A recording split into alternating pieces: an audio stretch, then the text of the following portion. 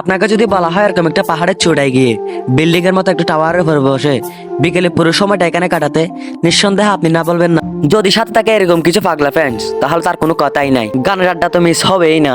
তাহলে চলুন মূল ভিডিওতে আসা যাক।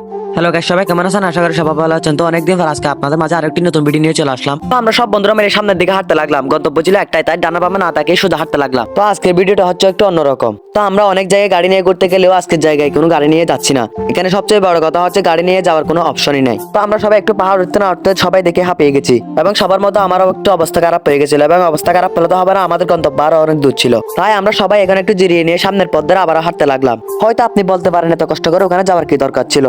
হয়তো আপনি জানেন না, যারা একবার প্রকৃতিকে ভালোবাসতে শিখে গেছে তাদেরকে আপনি আর আটকাতে পারবেন না।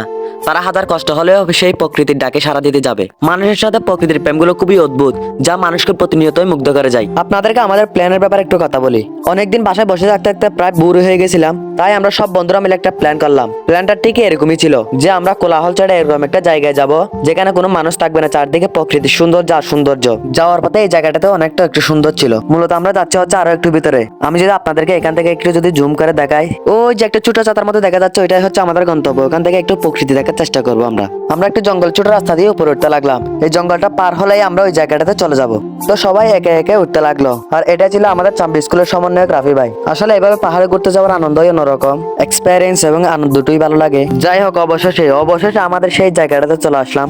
এটাই সেই জায়গা যেখানে আমরা বিকেলে পুরো সময়টা কাটানোর জন্য অনেক দূর থেকে আসলাম। তো আমরা সবাই একে একে উপর দিকে করতে লাগলাম। সিঁড়িগুলো একটু ভাঙা ছিল, তারপরে আমাদের জন্য কোনো ব্যাপারই ছিল না। যাই হোক, অবশেষে আমরা গন্তব্য পৌঁছাই গেলাম। এখানে এসে মনটা পুরাই ভরে গেল। কার নাই বা ভালো লাগবে এরকম প্রাকৃতিক দৃশ্য দেখে?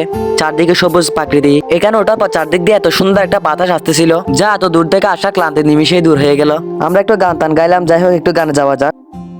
তোমারে এত ভালোবাসে এ মনের ঘরে এসো, এ বুকেরই বাপাশেতে তোমার নামই জবে। একটু আড়াল হলে কেন মনে খোরাক জাগে, তোমার সঙ্গে মেলে কেন দেহ শিউরে উঠে। চুয়ে বলো ছেড়ে যাবে না কখনো, তোমার মতো কে আছে বলো। চুয়ে বলো ছেড়ে যাবে না কখনো, তোমার মতো কে আছে বলো। যাই হোক, আজকের বিকেলটা আমাদের জন্য একদিন স্মৃতি হয়ে রয়ে যাবে। তো ভিডিওটা এখানে শেষ করছি। সবাই ভালো থাকবেন।